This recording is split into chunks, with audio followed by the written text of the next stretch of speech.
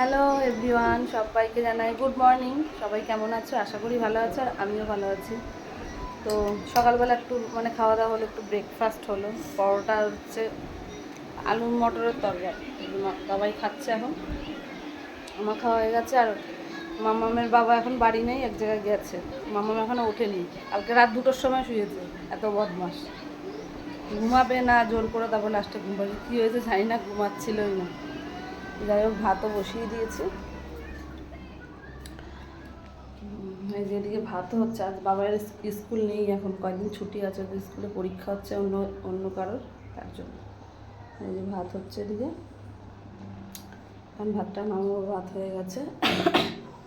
আর মাছ নিয়েছি হচ্ছে লোটে মাছ, ওটা রান্না করবো পরে, দুপুরের জন্য। আর সকালে এখন ওটা খাওয়া হয়েছে, আর ওর তো বাড়িও নেই, আসবে তারপরে খাওয়া দাওয়া করবো। তো চলো, আবার পরে দেখা হবে তোমাদের সাথে। চলো, টাটা।